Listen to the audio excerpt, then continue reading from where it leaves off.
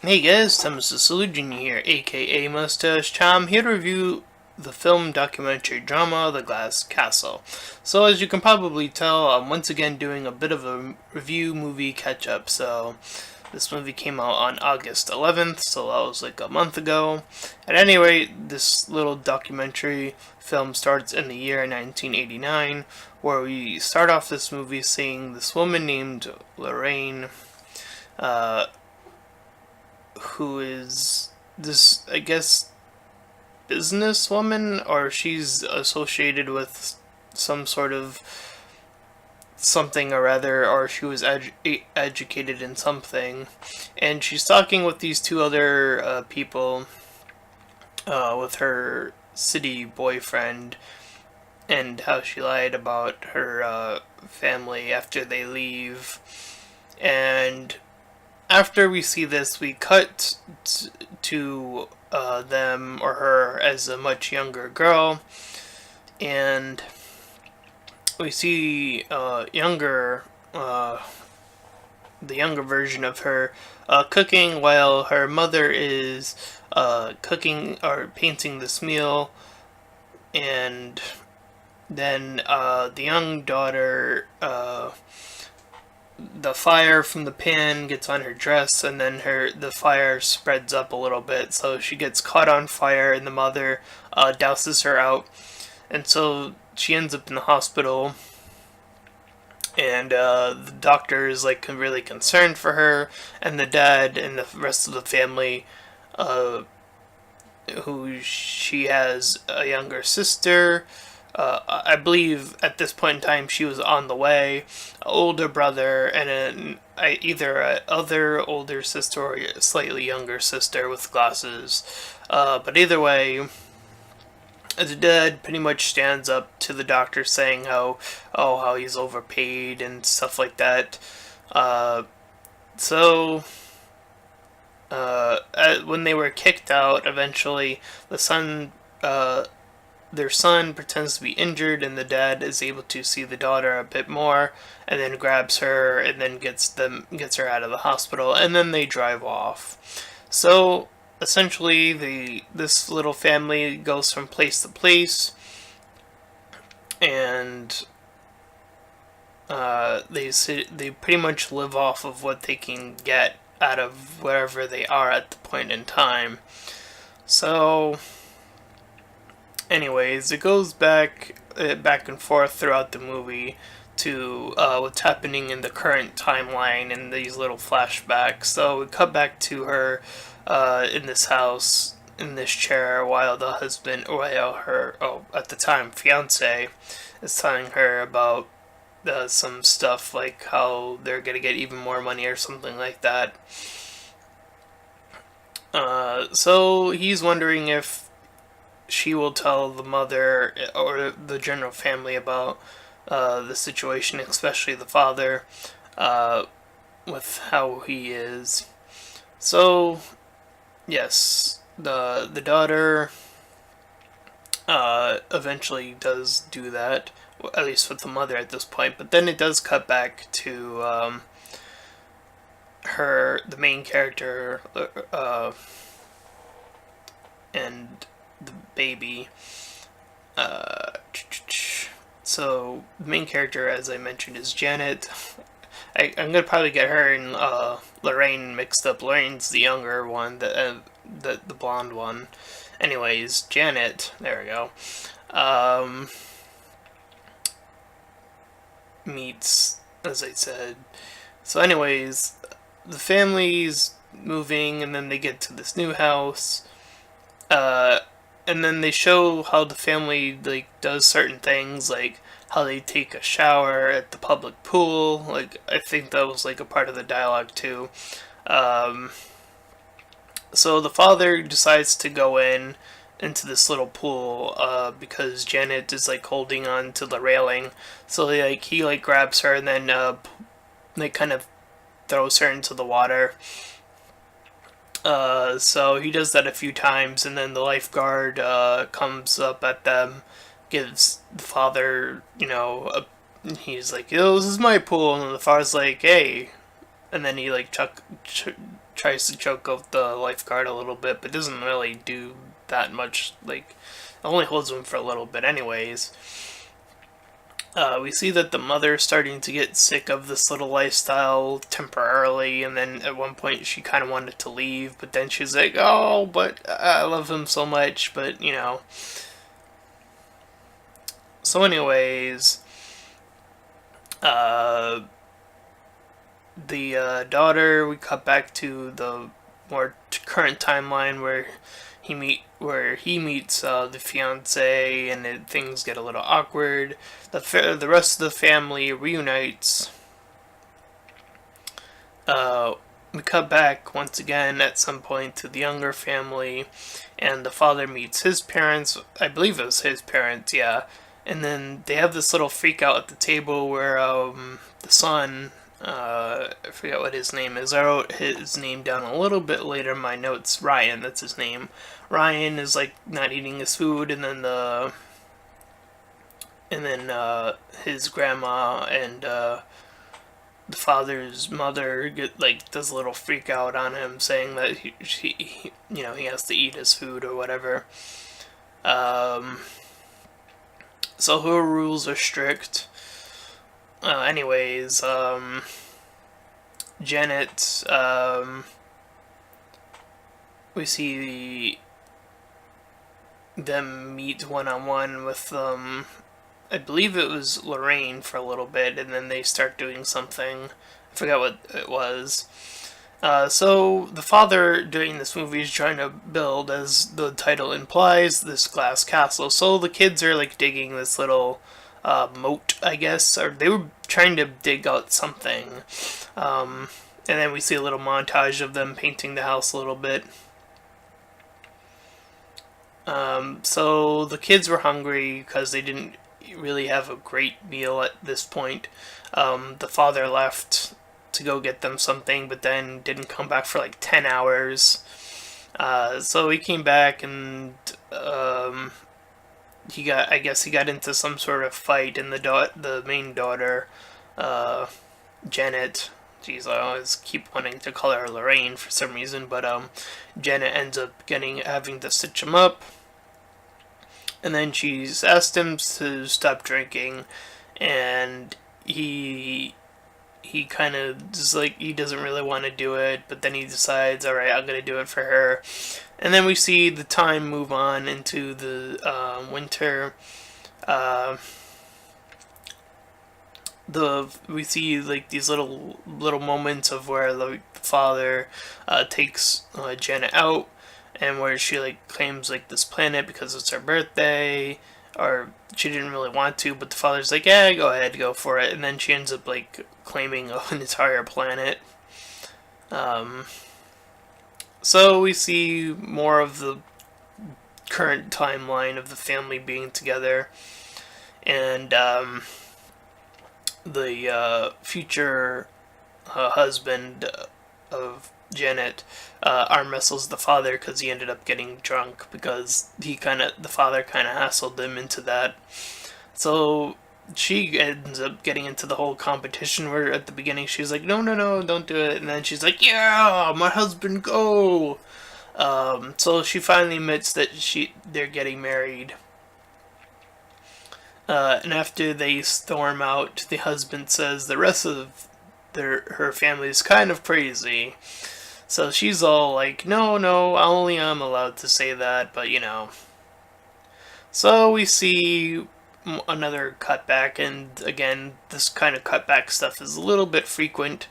We cut back to this sort of unfortunate circumstance where the family's like at the table, and then the Janet ends up having to like get a pencil for I believe like she had a notepad, and then her pencil broke.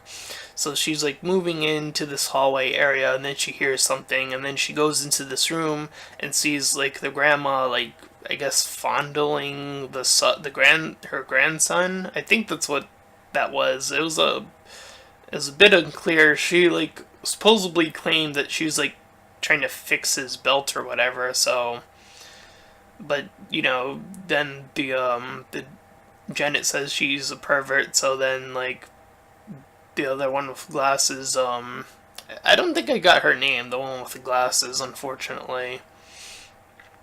But then, like, the grandma, like, slaps her, and then the girl with the glasses, like, punches the grandma, and then they, like, wrestle her down.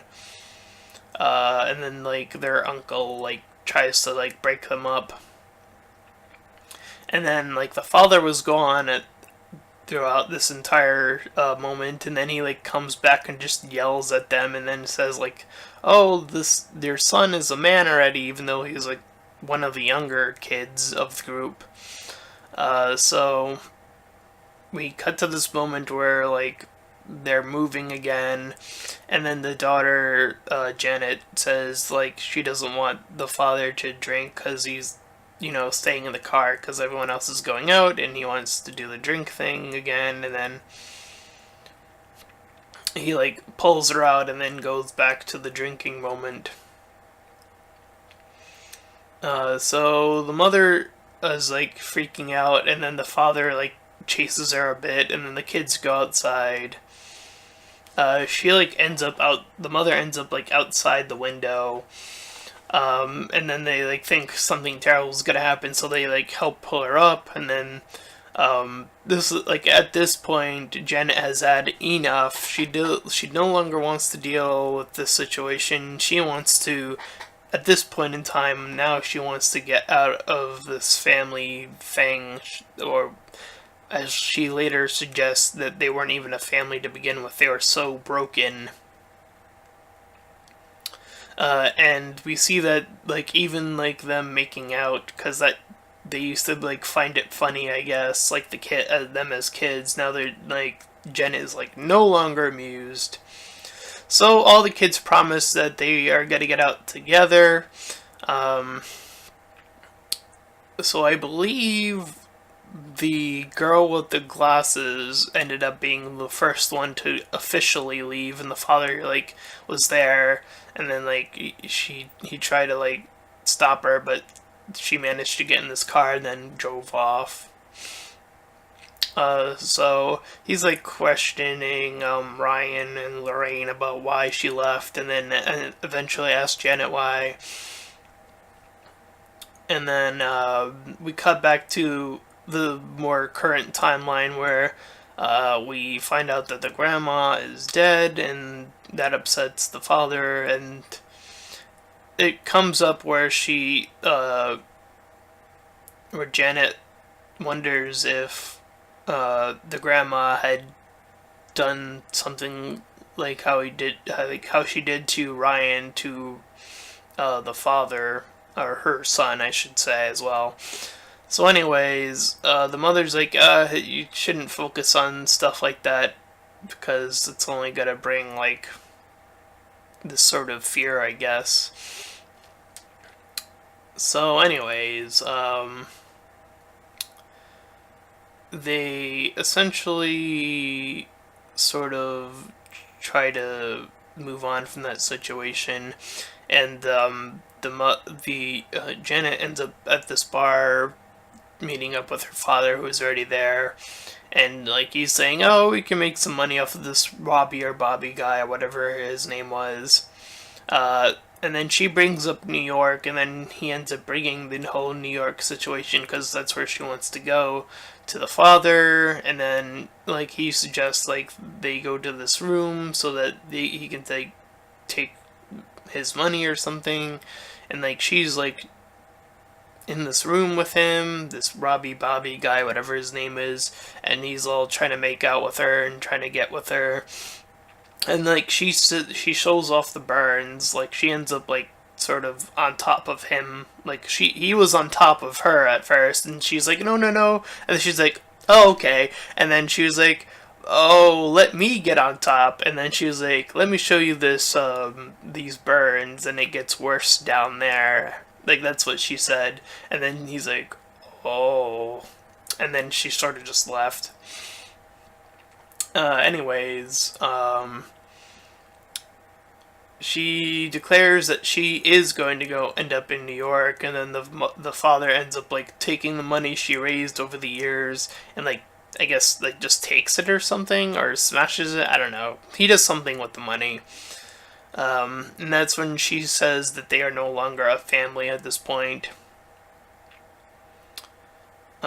And I believe this is like more in the current timeline because they're at this party, and then like the father and mother end up there, and then they're like asking for like millions of dollars because um, her husband is sort of rich, or claims to be rich in the rich area.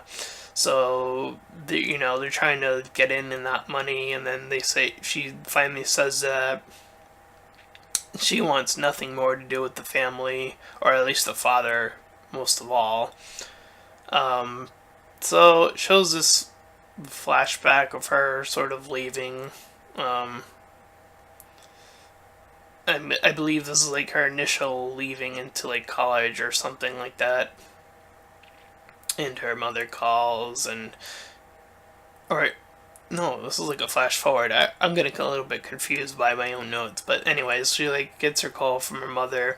She says like the father's dying, and then like she should meet with him. So she ends up meeting with Ryan and Lorraine again, and then they say that she should end up doing it, even though there was the whole situation where she's like, no, no, we're not family, but you should probably still see them anyways.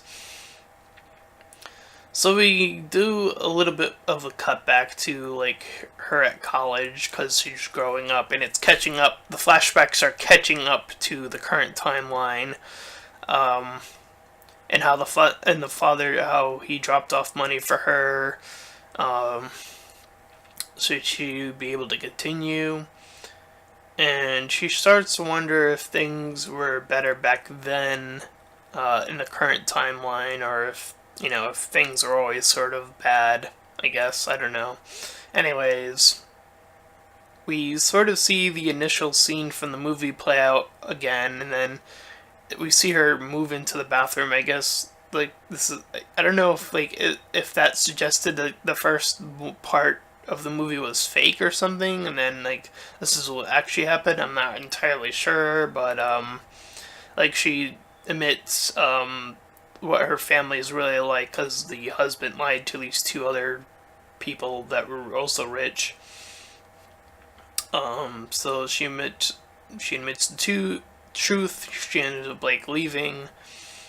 Uh, so we cut back to this flashback as her as a kid again, and then she's like saying how she's a monster because I guess this is like immediately after they left from the hospital or something. And the father gives her this like super knife, or claims that it's a super knife that can like drive away monsters, and how you can step up to monsters if you like don't back down. So in the current timeline, she finally decides to visit her father, and then tell him some stories, and then he recuperates a little bit enough to like give her something.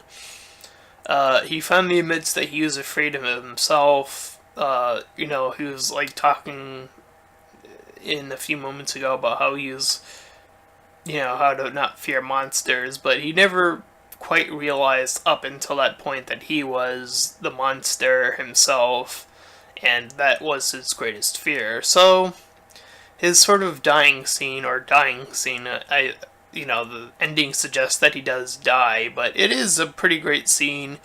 Uh, Woody Harrelson knocks it out of the park at that ending part.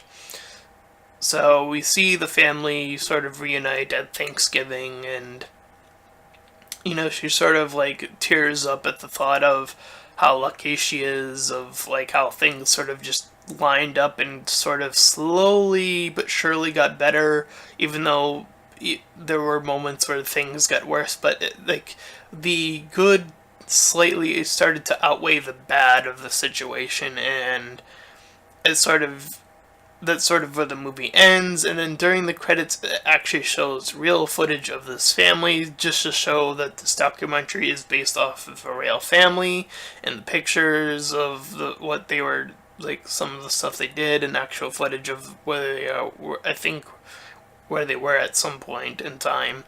But it was an interesting story, a struggling story of a family that just sort of moved around from place to place, and it was really fascinating. Like to see how things, how it didn't have to be a perfect ending for this family, but what they did get was, it seemed like it was going to build up into something that was a little bit greater than what they had. So, and that was enough. Apparently, that was enough for them. So I enjoyed the movie. It was pretty good. Nothing too crazy happens in the movie. I don't, but, with these documentaries, it's always sort of hard to tell what is more dramatized because it is a drama documentary. So it's hard to tell what parts are over dramatized for the sake of the movie, but it seems pretty laid back regardless of what parts were dramatized. And that, I think, that sort of grounds the movie. So I think that's what I ended up enjoying most, is the movie feels really grounded in every scene that's happening. So I ended up enjoying it. I'd give it either like I'd give it a 7 out of 10. I enjoyed it. So that is my pretty lengthy review of The Glass Castle. So if you enjoyed this review, then please feel free to like, comment, and subscribe now more than ever, because I really could use the support. And I might even throw in my Patreon and the link in the description, so that if you watched up until this point and want to support me even further, so I can keep making these reviews and actually make money because YouTube doesn't want me to, then please support me via Patreon or my other VidMe channel, which I also will give a link for. So, once again, please feel free to like, comment, and subscribe now more than ever. And until next time, everyone, bye!